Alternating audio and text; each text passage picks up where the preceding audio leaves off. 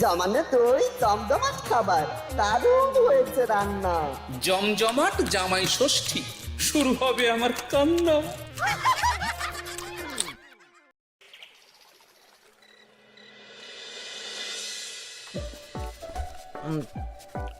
একটা সোনার আংটি, একটা ময়ূরপঙ্খী ধুতি, পাঞ্জাবির জন্য সোনার বোতাম।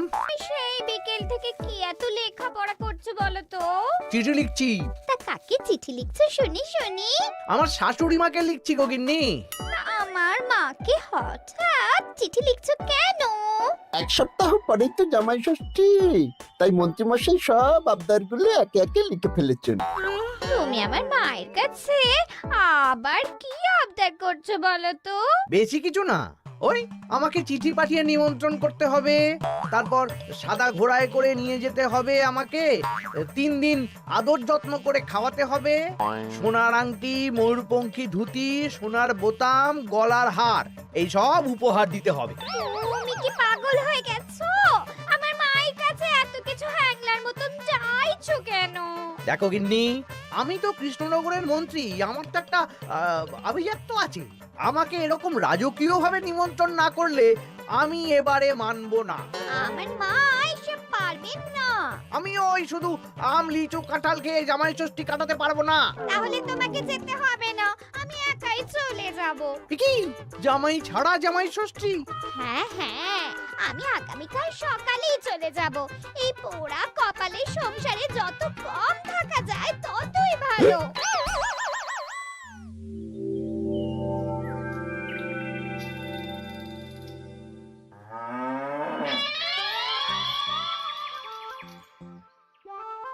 এই চলো চলো চলো চলো।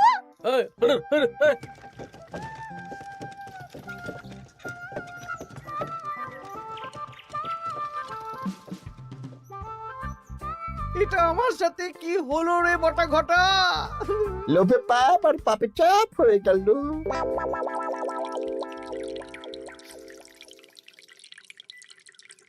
বাহ বাহ, আজ সবাইকেই বেশ খুশি খুশি দেখাচ্ছে। সামনেই তো সবাই শ্বশুর বাড়ি খেতে যাবে, তাই মুখে এত হাসি খুশি ভাব মহারাজ। হ্যাঁ, পরের সপ্তাহেই তো জামাই ষষ্ঠী। তা মন্ত্রী, তোমার কি খবর? আমারও ভালোই খবর। তুমি এত চুপচাপ কেন? আমার জন্য তো আমার শাশুড়ি মা এলাহি আয়োজন করেন, এবারেও নিশ্চয়ই করছেন। কিন্তু গিন্নিমাকে যে দেখলাম আজকেই আপনার শ্বশুর বাড়ি চলে গেলেন, মুখটাও কেমন ভার ভার ছিল। আপনার সাথে ঝগড়া হয়েছে নাকি? এই না না, ঝগড়া কেন করতে যাব? আমি তো গিন্নির সাথে মিষ্টি সুরে কথা বলি। তা গোপাল, তোমার কি খবর? আমার আর কি মহারাজ, এখন তো আর আমি জামাই ষষ্ঠী যাই না, আমাদের নিজেদের মেয়ে জামাই আছে, তাদের নিয়েই ব্যস্ত থাকি। ও, তাই এবারে তারা আসছে তো? হ্যাঁ, আমার গিন্নি তো তাদের জন্য অনেক ভাবনা চিন্তা করে রেখেছে।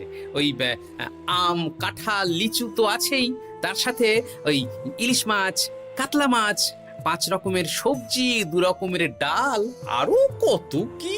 বাবা বাবা, বেশ বেশ, তাহলে তোমাদের সবার জামাই ষষ্ঠীতে ছুটি থাকবে। সব কেনাকাটা করতে হবে তো।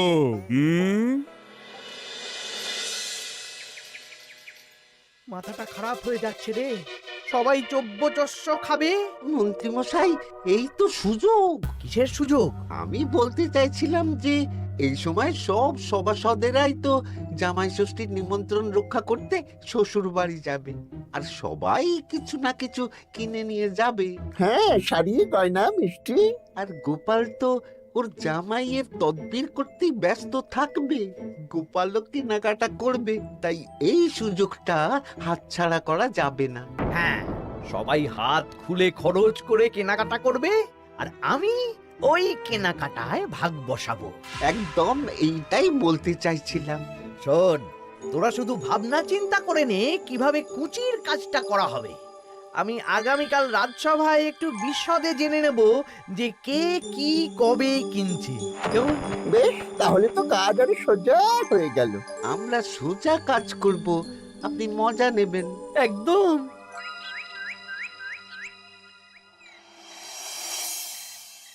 এই কি বলছি শোনো না। মুখ চলছে কান খোলা, বলে ফেলো।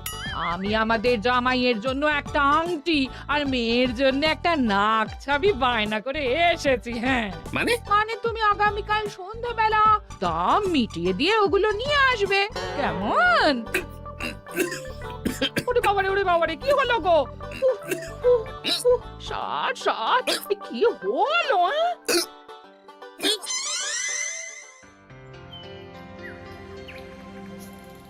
তোমার মুখ ওরকম বাংলার পাঁচের মতো হয়ে আছে কেন? আর বলবেন না মহারাজ, গিন্নি আমাদের মেয়ে জামাইয়ের জন্য একটা আংটি আর একটা নাক ছাবি বায়না করে এসেছে। আজ সন্ধেবেলা আবার সেগুলো নিয়ে আসতে হবে। গোপাল তাই খরচের ভয়ে পাগল হয়ে যাচ্ছে। তা বাকিদের কেনাকাটা কত দূর? আমি ভাবছি ওই আগামীকাল দুপুরেই সব কেনাকাটা করে নেব। শ্বশুর মশাইয়ের জন্য ধুতি, শাশুড়ি মায়ের জন্য ভালো শাড়ি, হ্যাঁ, আর তারপর ওই ফল মিষ্টি আরো অনেক কিছু, হ্যাঁ, সব কিনতে হবে। আমি তো ভাবছি আজকেই কিনে রাখবো, সন্ধেবেলা একটু যাওয়ার আছে। আমি তো বিয়ে করিনি, তাই আমার জামাই ষষ্ঠী নেই। আমি তাই হাত গুটিয়ে বসে থাকবো। আর বাকিদের? আমার মহারাজ, বুঝে গেছি তোমরা এখন থেকেই ব্যস্ত হয়ে পড়েছো। ঠিক আছে, তাহলে আমি এখনই ছুটি ঘোষণা করলাম।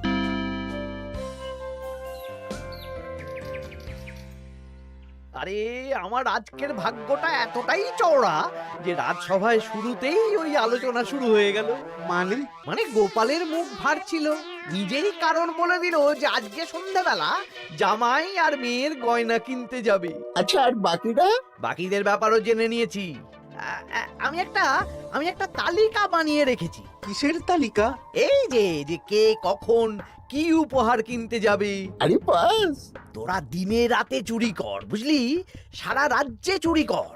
রাঘব বোয়ালের খবর তো আমি দিয়েই দিলাম। এর সাথে সাধারণ প্রজাদের ঘরেও চুরি করব? একদম।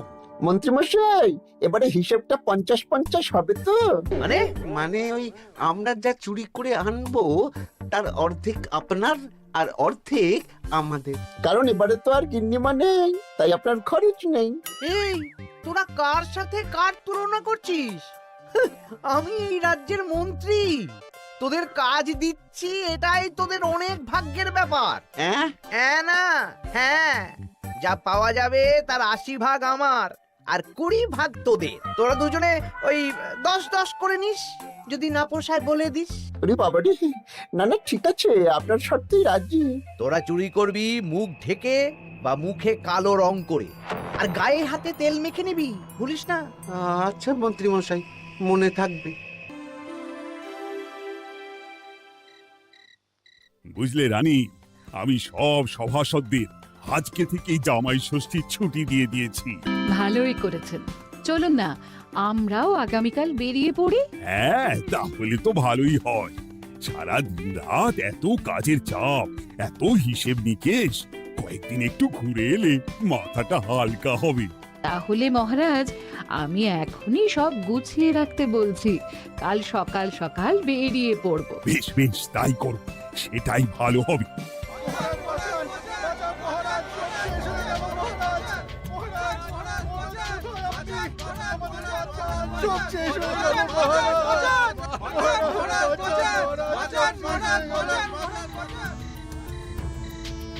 আমি তো আমার শ্বশুরের জন্য একটা পাঞ্জাবি কিনে এনেছিলাম, জানলা দিয়ে চোর শিখ বাড়িয়ে ওই নতুন পাঞ্জাবি চুরি করে নিয়ে পালিয়েছে।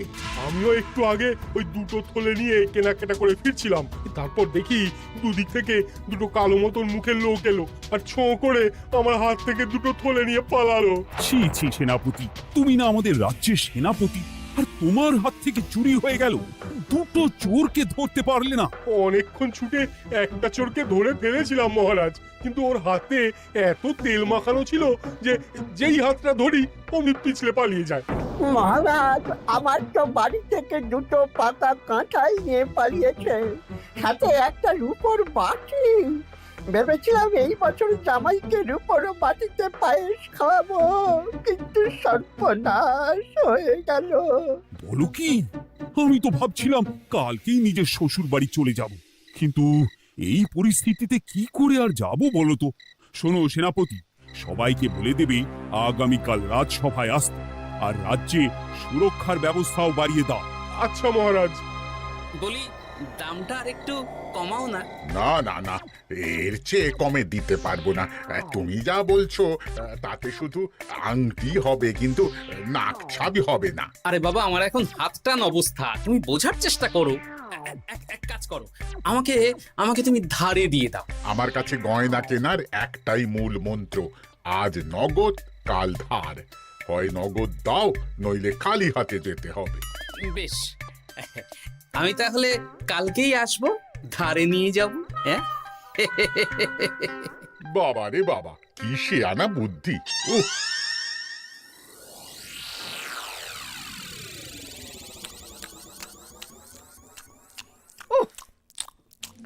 একেই বলে চুরি বিদ্যা বড় বিদ্যা, যদি না পড়ো ধরা। ধরা পড়লেই পড়তে হবে হাতে হাত করা। তা আজকে সন্ধ্যাবেলা তো গোপালের গয়না কিনতে যাওয়ার কথা ছিল, সেটার কি হলো? ধুর, ও যা কিপটে, ও বলছে ধারে গয়না দিন। আমি তো সাকরার দোকানের বাইরে ঠাই দাঁড়িয়েছিলাম, গোপাল খালি হাতে বাড়ি গেল আর আমিও খালি হাতে চলে এলাম। গোপালের এই চওড়া কপাল। কিন্তু সুযোগ একবার পেলে আমরা হাতছাড়া করব না। হ্যাঁ, তোমাকে যে এত করে বললাম সন্ধেবেলা জামাইয়ের আংটি আর মেয়ের নাক চাবিটা নিয়ে এসো, তা কথা কানে যায়নি নাকি? ও শেখ রাজা দাম চাইলো, তা শুনেই আমার মাথা খারাপ হয়ে গেল। মানেটা কি? শেখরা বলেছে আজ নগদ কাল ধার, তাই আমি কালকে ধারে নিয়ে আসবো। ওহ, তোমাকে নিয়ে আর পারি না। হ্যাঁ, মেলা কথা না বলে খেতে দাও দেখি। দিচ্ছি। তা বলি রাজ্যের খবর কিছু শুনেছো? হ্যাঁ, কি খবর? এই যে আজকে সন্ধেবেলায় অনেক জায়গায় চুরি হয়েছে। হ্যাঁ, বলো কি? হ্যাঁ গো হ্যাঁ, আগামীকাল তোমাদের রাজসভার ছুটি বাতিল।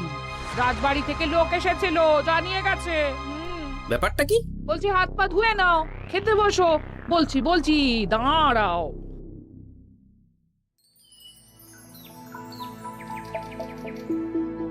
রাজ্যে এতগুলো লোকের বাড়ি থেকে চুরি হয়ে গেল। ভগবানের অশেষ করুণা মহারাজ, আমার বাড়ি থেকে এখনো চুরি হয়নি। হয়নি তো কি হয়েছে, হবে। তোমার বাড়িতেও চুরি হবে।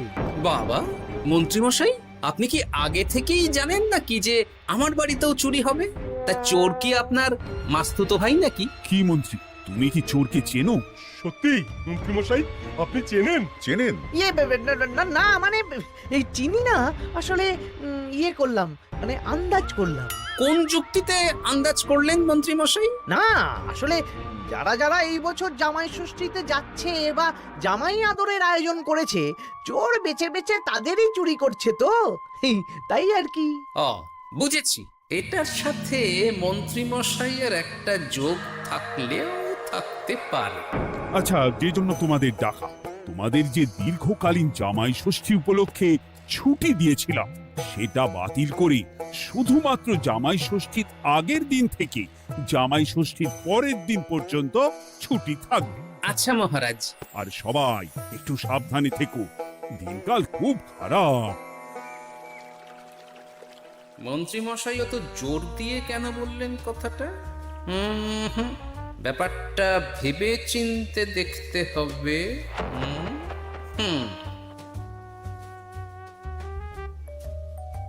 এই তো পুটি, এই পুটি, শোন। বলো। বলছি, তুই বাড়ি যাচ্ছিস তো? হ্যাঁ গো দাদু। শোন না, তোর বাবাকে একবার দুপুরবেলা আমার সাথে দেখা করতে বলিস তো। আচ্ছা দাদু, ঠিক আছে, আমি বলে দেব। বেশ, এই তাড়াতাড়ি আসতে বলিস, কিন্তু বেশি দেরি যেন না করে। ঠিক আছে গো দাদু, বলে দেব।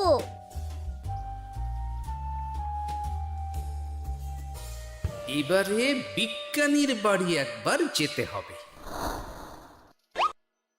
এটাই কাজ হবে তো বিজ্ঞানী? আলবাত হবে। এ হলো আমার আবিষ্কৃত বিশেষ চুলকানি চূর্ণ। একবার লাগলে 10 ঘন্টা চুলকবে। ঠিক আছে।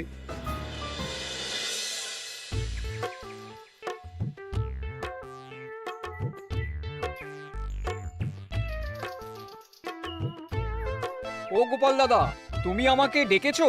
হ্যাঁ, শোনো পুটির বাবা, তোমাকে একটা কাজ করতে হবে। বলো কি কাজ? তুমি আজ বিকেলে আমাকে একটা বড় ঝুড়িতে সবজি দেবে, শুধু সবজি না, সবজির সাথে ওই ফল মূল মাছ সবকিছু টাটকা না হলেও চলবে। সেটা আবার কেন? সে পরে বলবো। আচ্ছা আচ্ছা গোপাল দাদা।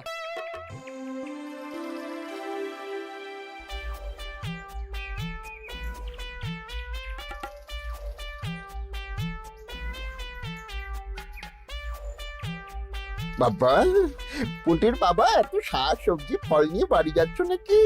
না না, গোপাল দাদার বাড়ি যাচ্ছি। জামাই ষষ্ঠীর এলাহি আয়োজন করেছে তো। ও তাই তো, তাই তো। বেশ বেশ, যাও যাও যাও।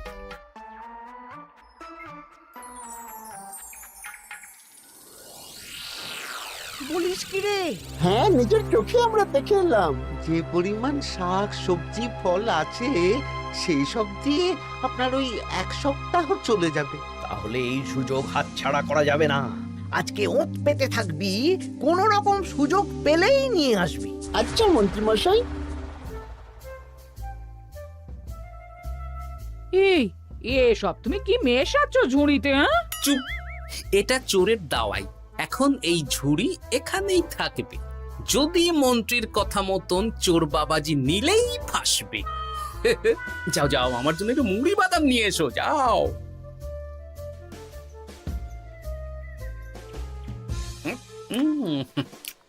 আহা, মুড়ির কি স্বাদ!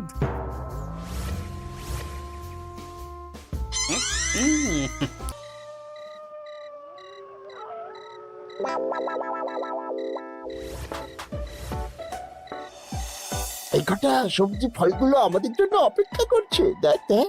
এ তো দারুণ সুযোগ। দরজা জানালা ভাঙার, শীত কাটার কোনো ব্যাপার নেই। ঠিক, তাহলে আর দেরি কেন, চল।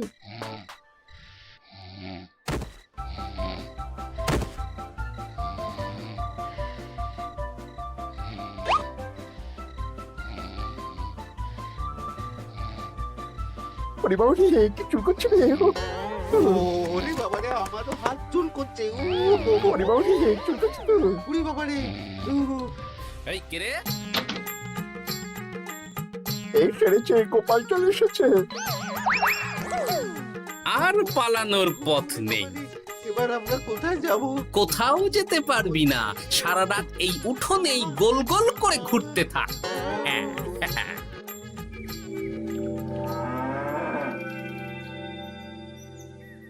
ও এখনো বেটারা এলো না। ওরা ধরা পড়ে গেল না তো? ধরা পড়ে আমার নাম বলেনি তো? না না, আজ আর রাজসভায় যাব না। বলবো বলবো হ্যাঁ, আমার শরীর খারাপ, আমি চুরির কিচ্ছু জানি না। হ্যাঁ,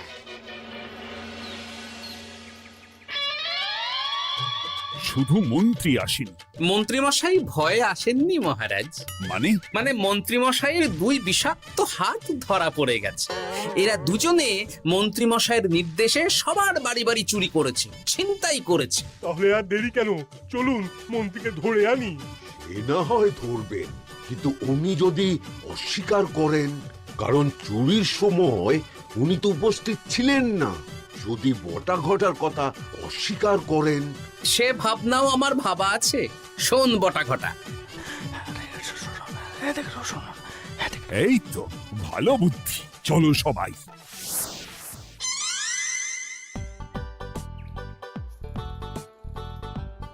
ও মন্ত্রী মশাই। আরে বটার গলা না? দাঁড়া, দরজা খুলছি। না না, খবরদার না, এখন দরজা খুলবেন না। আরে কেন? দরজা খুললে কি হবে? বলছি তো খুলবেন না, আমরা এখান থেকেই কথা বলবো। তোদের চিন্তায় আমি পাগল হয়ে যাচ্ছিলাম। তোদের যে গতকাল সন্ধ্যাবেলা গোপালের বাড়িতে চুরি করতে পাঠালাম, সেটার কি হলো? সেটা আমি পরে বলবো। আগে বলুন, আপনি আজ রাজসভায় যাননি কেন?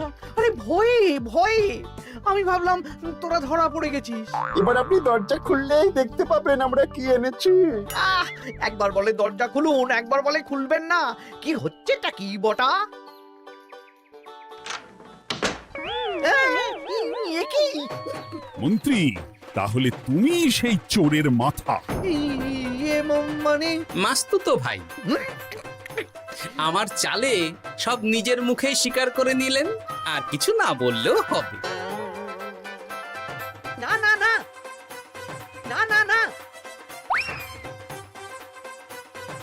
আরে ওই তো আমার চুরি যাওয়া জিনিস। ওই তো আমার শ্বশুর মশাইয়ের গিলে করা পাঞ্জাবি। সেনাপতি, মন্ত্রীকে আর বটা ঘটাকে কারাগারে নিয়ে গিয়ে আচ্ছা সে ধোলাই দাও। একদম মেরে জামাই আদর করব। চলুন। আবার ধরা পড়ে গেলাম। এবার সবার ছুটি, যাও যাও আনন্দ করো, খাও আর খাওয়াও।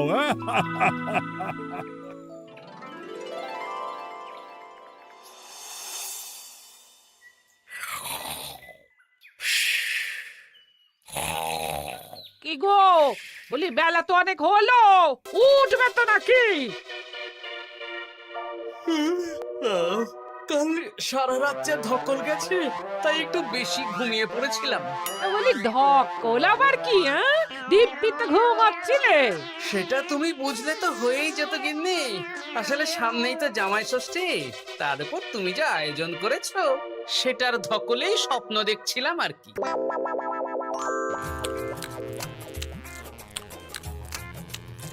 জমানো দই জমজমাট খাবার, দারুণ হয়েছে রান্না। জমজমাট জামাই ষষ্ঠী, শুরু হবে আমার কান্না।